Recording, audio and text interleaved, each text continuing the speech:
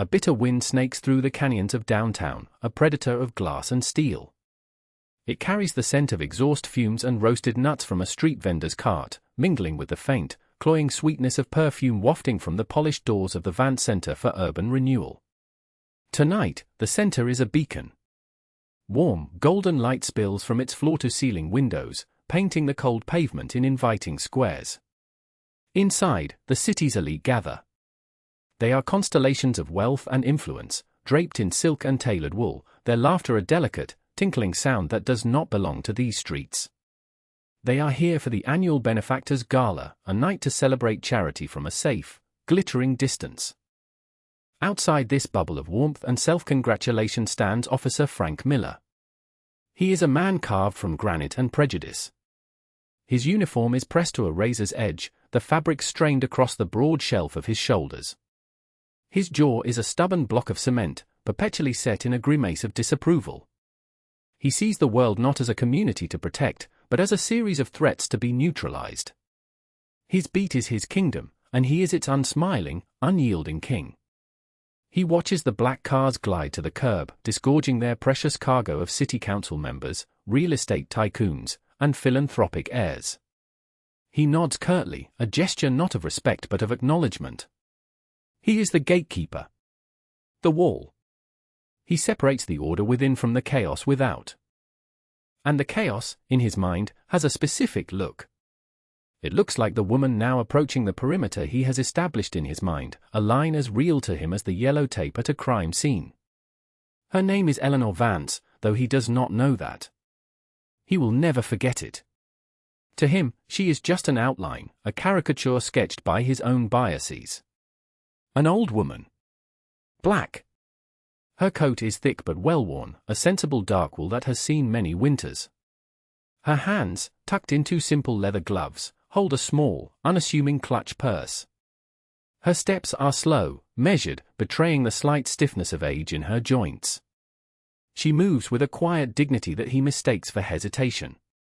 For weakness. He watches her approach, and a familiar coil of irritation tightens in his gut. She doesn't belong here. Her presence is a smudge on the pristine canvas of the evening.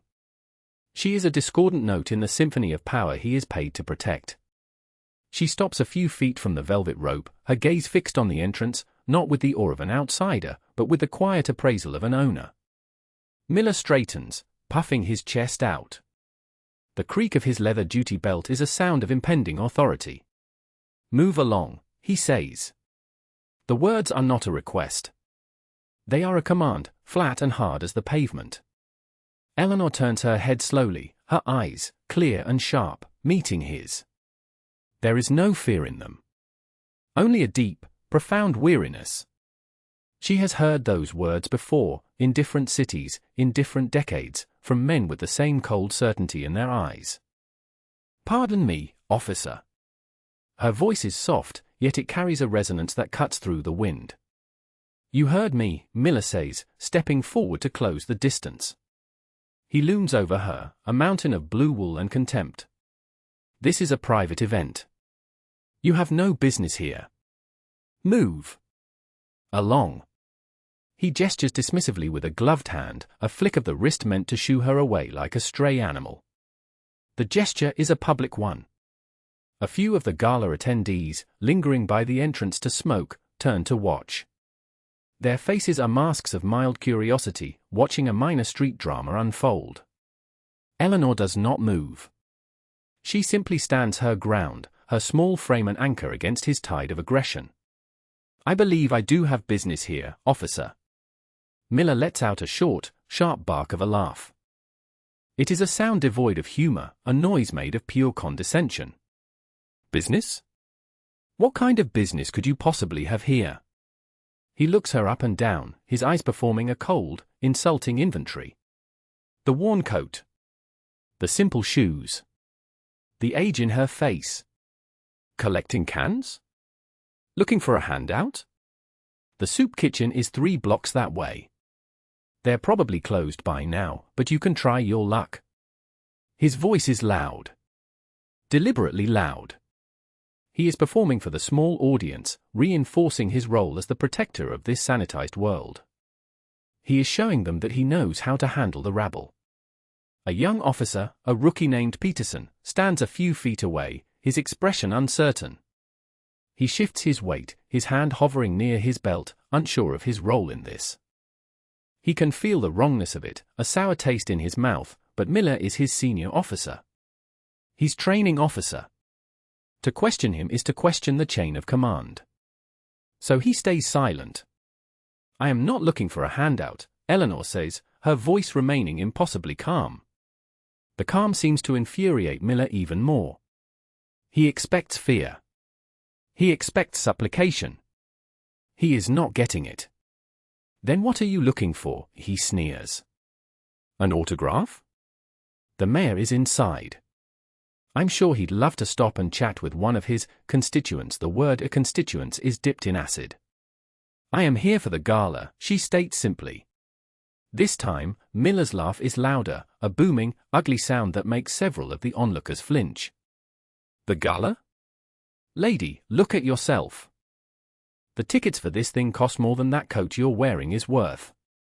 More than everything you own." Probably he takes another step closer, invading her personal space, using his physical size as a weapon. "Now, I'm not going to tell you again. Get lost before I have to run you in for trespassing." The threat hangs in the cold air, glittering and sharp. This is the peak of his power, the moment he savors. The absolute certainty that he is right, that he holds all the cards, that his judgment is law. He is the arbiter of who belongs and who does not. Eleanor Vance looks at the building behind him, the building that bears her family name, and a flicker of something new enters her eyes. The weariness is burned away, replaced by a cold, hard fire. The line has been crossed. The game has begun. "You are making a mistake, officer," she says, her voice no longer soft. It is now steel. Miller scoffs, his face twisting into a mask of theatrical disbelief. "A mistake? The only mistake here is you thinking you can talk back to me. You people never learn." The phrase hangs there. You people. It is the key that unlocks the final door of his prejudice, revealing the ugly, rotten room within. He is not just an officer enforcing a perimeter, he is a bigot acting on a lifetime of ingrained hatred. The young officer, Peterson, pales. He knows that phrase. He heard it in sensitivity training, a flashing red light of what not to say, what not to be. He sees his superior officer striding confidently into a minefield. "Mr. Vance is expected," a flustered voice says from the doorway. A young woman in a black dress, a clipboard clutched to her chest like a shield, has scurried out from the warmth of the lobby. She is an event coordinator, her face a mess of anxiety. She saw the confrontation through the glass and felt the cold dread of something going terribly wrong.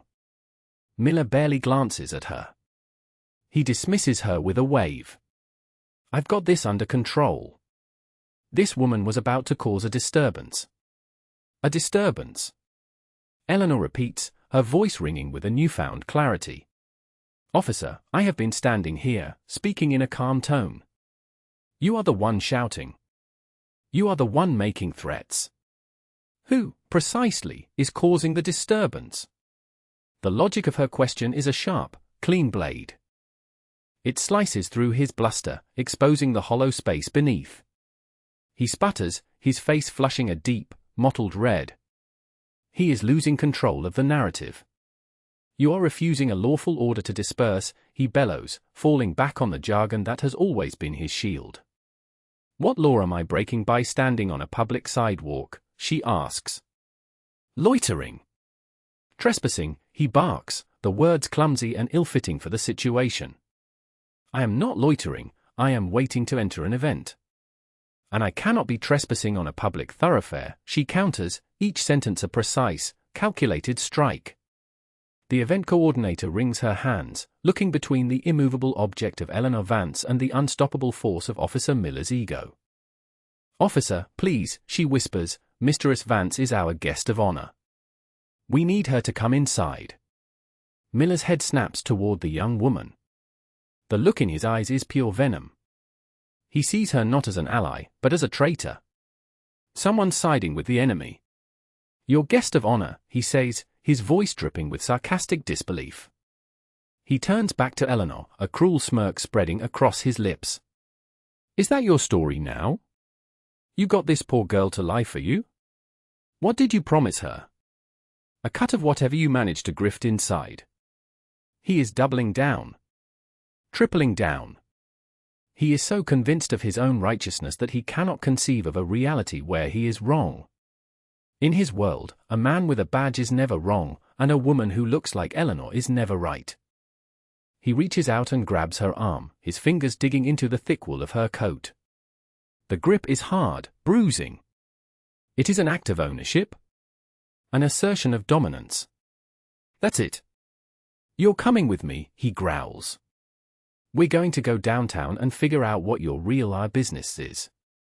This is the moment. The point of no return." He is physically assaulting her in full view of a dozen witnesses. He is threatening her with arrest based on nothing but the color of her skin and the cut of her coat. Peterson, the rookie, finally finds his voice, however small. "Sir," he says, taking a half step forward. "Sir, maybe we should just check her name on the list." "Stay out of this, Peterson." Miller snarls, not even looking at him. "You'll learn that this is how you handle these situations. You show them you mean business. You establish control." He gives Eleanor's arm a rough shake. "Let's go, Grandma. Party's over." But Eleanor does not flinch. She does not cry out. She does not struggle. She simply looks down at the thick, meaty fingers wrapped around her bicep. Then she looks back up at his face, and the cold fire in her eyes has become a raging inferno. "Take your hand off me," she says. It is not a plea. It is a final warning. A sleek, black limousine, silent as a shark, glides to a stop at the curb. It is longer and more imposing than any of the other vehicles that have arrived tonight. The kind of car that doesn't just transport people, it announces them. The rear door opens with a quiet, expensive-sounding click. A man steps out. He is tall, impeccably dressed in a tuxedo, with a shock of silver hair and a face known to every person in the city. Mayor Thompson. He sees the scene in an instant, the flashing lights of the police cruiser casting harsh shadows, the small crowd of onlookers, his city's police officer manhandling an elderly black woman. A knot of pure political dread tightens in his stomach. What in God's name is going on here? The mayor's voice booms, cutting through the tension like a thunderclap. Officer Miller freezes. His hand is still clamped on Eleanor's arm. He turns, his face a comical mask of shock, the blood draining from it so fast he looks pale even in the flashing red and blue lights. "Mr. Mayor," he stammers, his grip instantly slackening. He lets go of Eleanor's arm as if it were a hot coal. "Sir. Just handling a security situation." This individual was attempting to gain access to the event. The mayor's eyes, sharp and intelligent, flick from Miller's panicked face to Eleanor's calm, resolute one. He sees her, and a wave of recognition, followed by sheer, unadulterated horror, washes over him. He rushes forward, his polished shoes clicking frantically on the pavement. "Eleanor," he exclaims, his voice filled with a genuine warmth and a desperate urgency. "My dear Eleanor, are you all right? I am so sorry. I came out because you weren't in the reception hall, and I was worried." He reaches her side, completely ignoring Officer Miller. He takes her hands in his expression one of profound concern and apology. "Did this man hurt you?" The universe has just tilted on its axis. For Officer Frank Miller, the ground has fallen away, leaving him in a freefall of sickening realization. The name. Eleanor. He connects it to the name on the building behind him. The Vance Center. The name on the gala invitation he had glanced at earlier. An evening honoring Eleanor Vance. It cannot be. The world does not work this way. His world does not work this way. In his world, women like this are not honored. They are not friends with the mayor. They are not the Eleanors for whom this entire glittering affair has been arranged. He stands there, dumbstruck, his mouth slightly agape. The power dynamic has not just shifted, it has been annihilated. A moment ago, he was a king in his small kingdom. Now, he is just a man in a suddenly ill-fitting uniform, exposed and utterly, hopelessly wrong. The onlookers are whispering now, the story passing through the crowd in hushed, excited bursts. That's her. That's Eleanor Vance. He was trying to arrest her. Can you believe it? The event coordinator, who had been hovering uselessly, now finds her courage. She steps forward, her voice trembling but clear.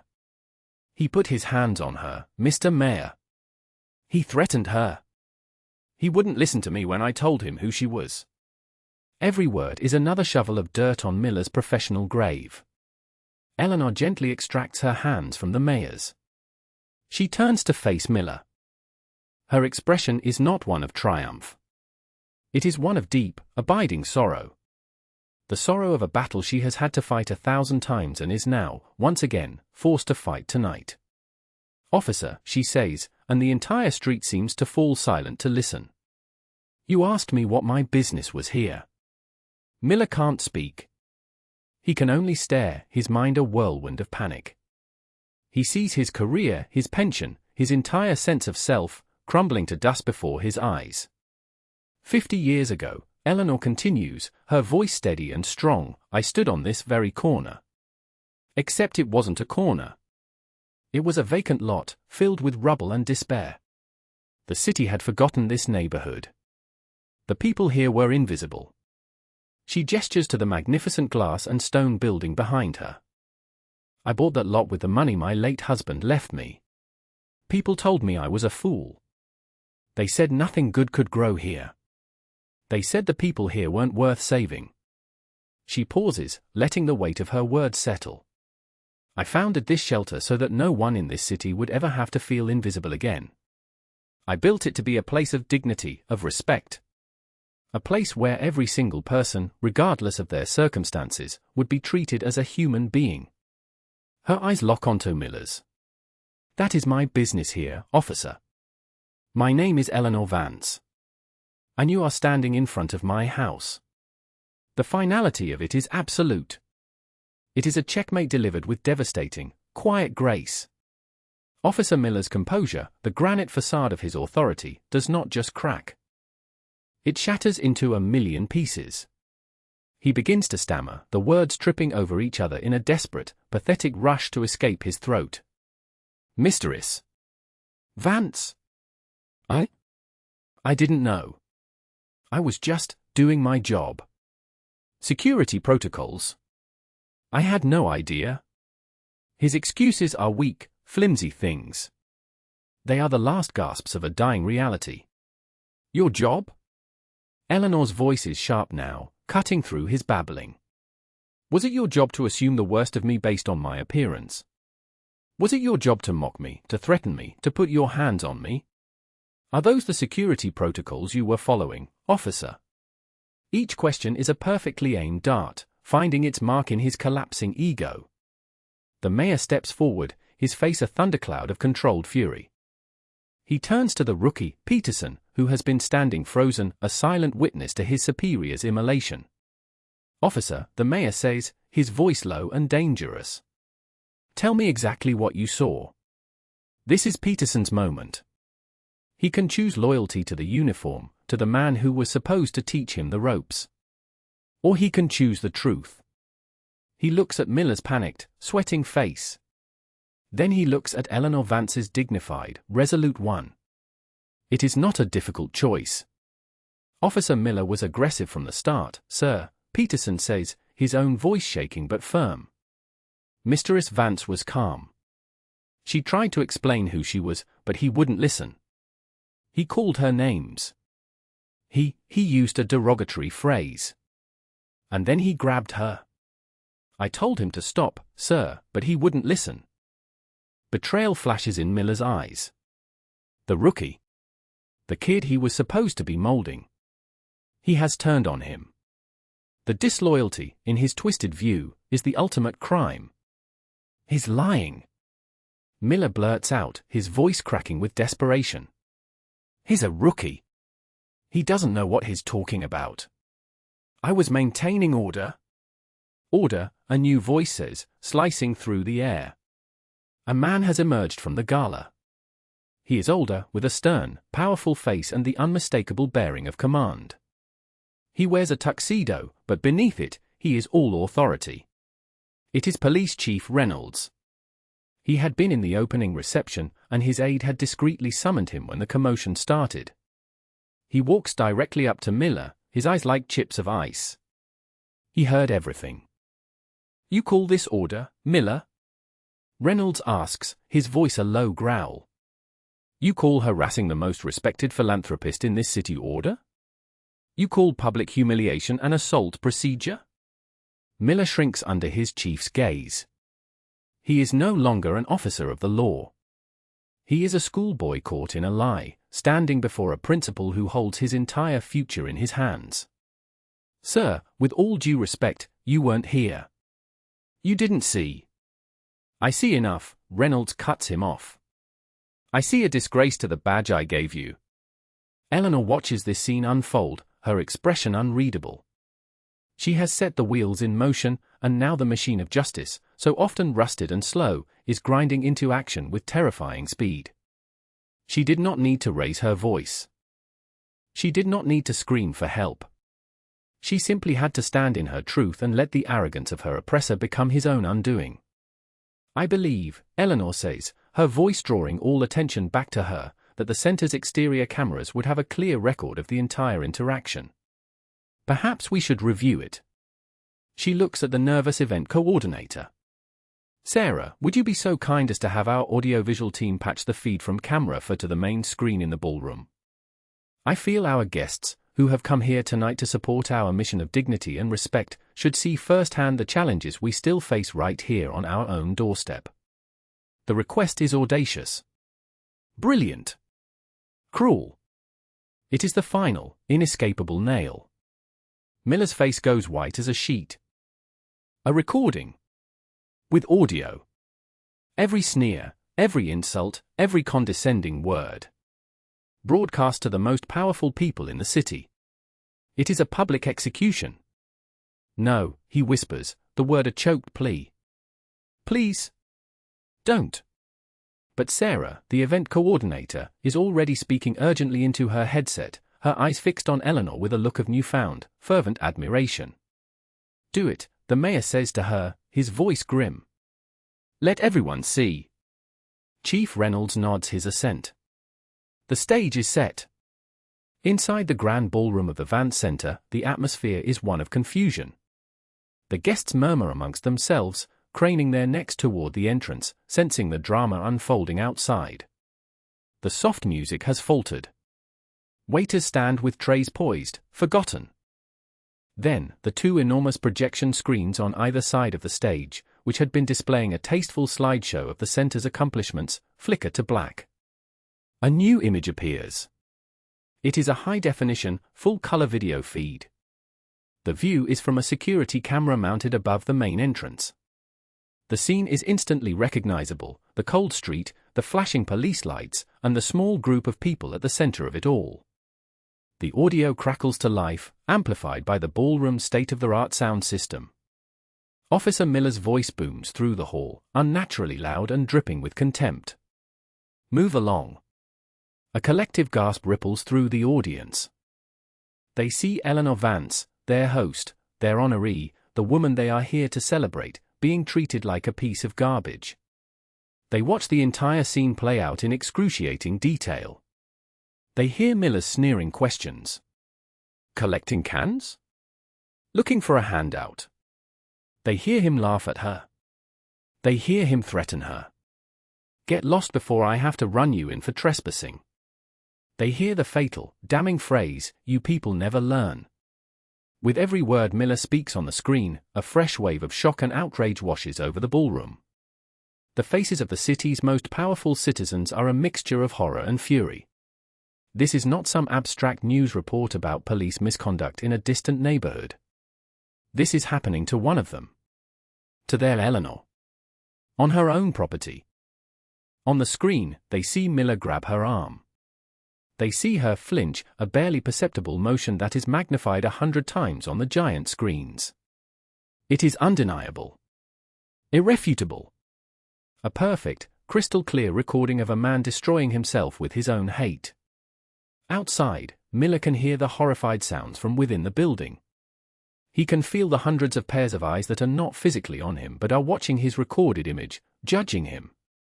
He is trapped in a nightmare of his own making.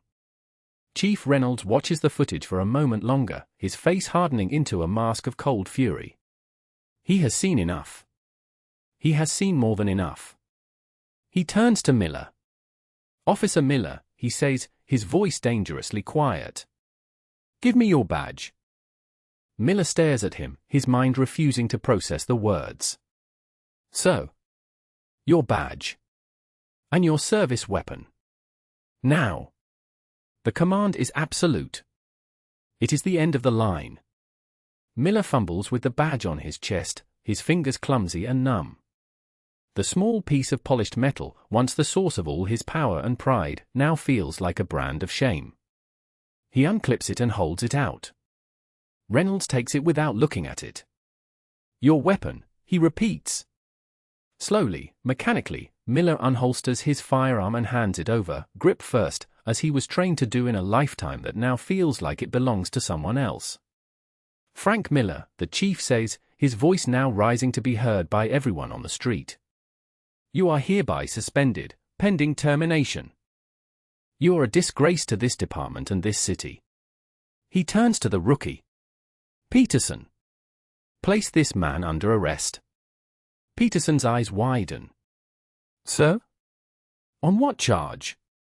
"Assault," Reynolds says without hesitation. And anything else the district attorney can think of when he sees this video. "Now, cuff him." Peterson, his face a mixture of terror and vindication, pulls out his handcuffs. He approaches his former training officer, the man who was supposed to show him the right way. "Frank," Peterson says, his voice barely a whisper. "Turn around. Put your hands behind your back."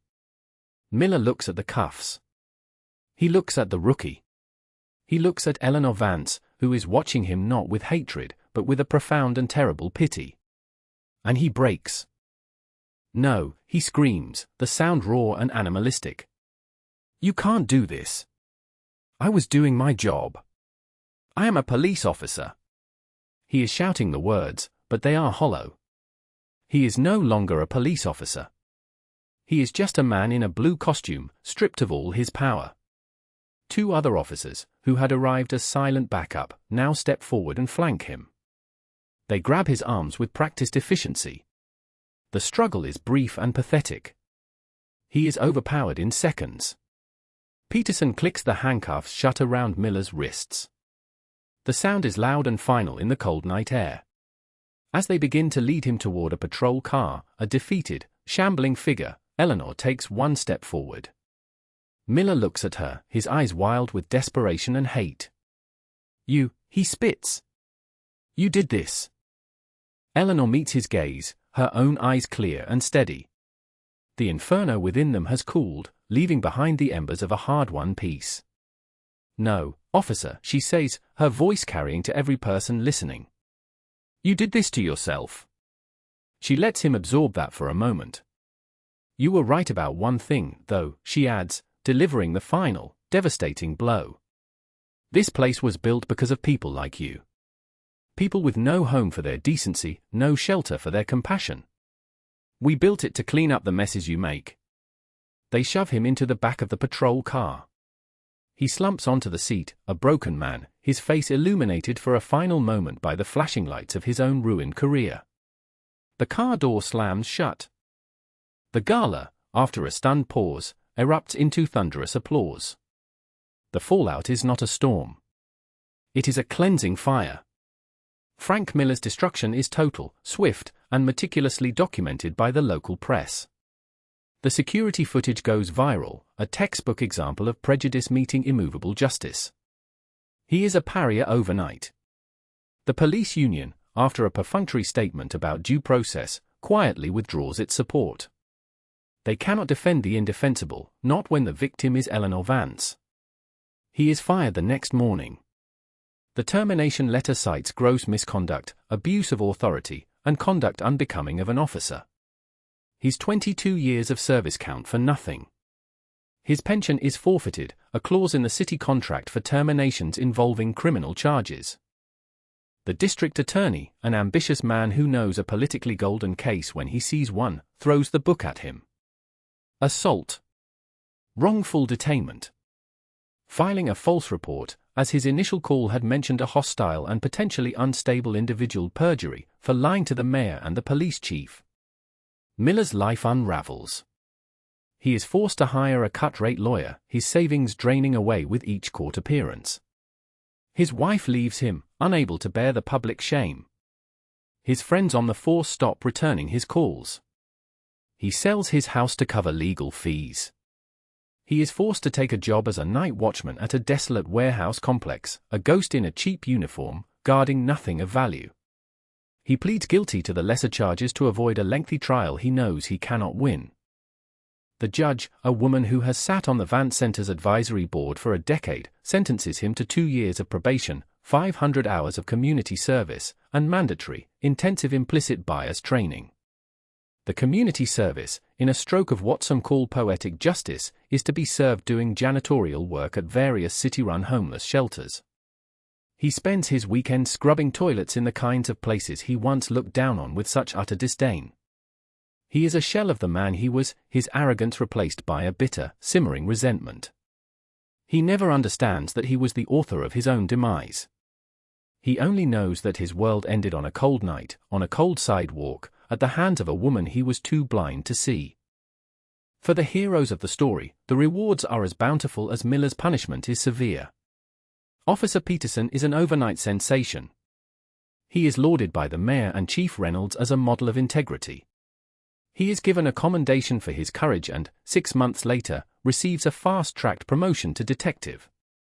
He becomes a key figure in the department's new training programs, his story used as a powerful lesson for new recruits on the importance of intervention and moral courage. He becomes a regular volunteer at the Vance Center, not out of obligation, but out of a genuine desire to understand the community he serves. The gala, after the initial shock, becomes the most successful fundraising event in the city's history. Once Eleanor finally makes her way inside, she receives a 5-minute standing ovation. She gives a powerful, impromptu speech not about the incident, but about the insidious nature of snap judgments and the vital importance of seeing the humanity in everyone. Donations pour in. By the end of the night, they have raised triple their initial goal. A reclusive tech billionaire, moved by the story, makes a personal call to the mayor the next day and pledges a $10 million matching grant to the Vance Center. The money is used to build a new wing for the shelter, dedicated to providing job training and legal aid. It is named the Reynolds-Peterson Wing for Civic Integrity, a permanent monument to the night that good men in uniform chose to do the right thing. The incident sparks a firestorm of reform. The mayor, seizing the political momentum, works with Chief Reynolds to launch a sweeping new initiative called the Vance Protocol. It overhauls the police department's use of force policies and mandates that every single officer, from rookie to chief, undergo rigorous, continuous training on de-escalation and community engagement, developed in partnership with Eleanor Vance herself. Body cam footage is now subject to random, citizen-led review. The system begins, slowly and painfully, to change. Eleanor Vance, who sought no credit and wanted no fame, becomes an even more revered figure in the city. She uses her elevated platform not for herself, but to amplify her mission. She establishes a new fund to provide legal defense for victims of police misconduct and works tirelessly to ensure that what happened to her will not happen to those who do not have a mayor on speed dial or a building with their name on it. Her victory was not just for herself. It was for every person who had ever been told to move along. 6 months later.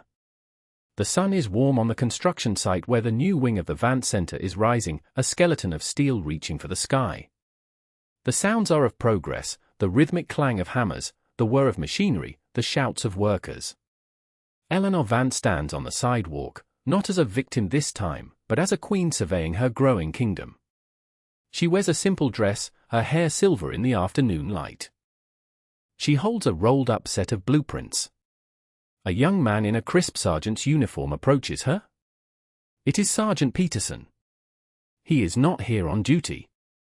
He is on his lunch break, a sandwich in his hand. "Looking good, Mistress Vance," he says with a warm, respectful smile. "It is, isn't it, David?" she replies, using his first name. "They say we'll be able to house 50 more families by Christmas." They stand in comfortable silence for a moment, watching the work. "I saw him the other day," Peterson says quietly. "Miller. He was cleaning the floors at the downtown mission. He looked right through me. Like he didn't even recognize me." Eleanor nods slowly. Sometimes, the hardest thing for people to see is their own reflection. She turns to him, a gentle smile on her face. "You did a good thing that night, David. A hard thing. But a good thing. Don't ever forget that." "I won't," he says, his voice thick with emotion. "You taught me what real strength looks like." She places a hand on his arm, her touch light and kind. "No. That was already inside you. You just needed a reason to let it out." She looks back at her building, a place born from love and built with resilience. It stands as a testament, a fortress of compassion on a street where hate once tried, and failed, to claim victory. The moral of the story is etched into the very mortar of its walls. Arrogance is a hollow armor, easily pierced by the quiet truth. Power that is given can be taken away in an instant, but power that is earned through respect and service is eternal. And prejudice, the most profound of all human blindness, is a poison that inevitably consumes the one who carries it. In the end, what you build will always outlast what you try to tear down.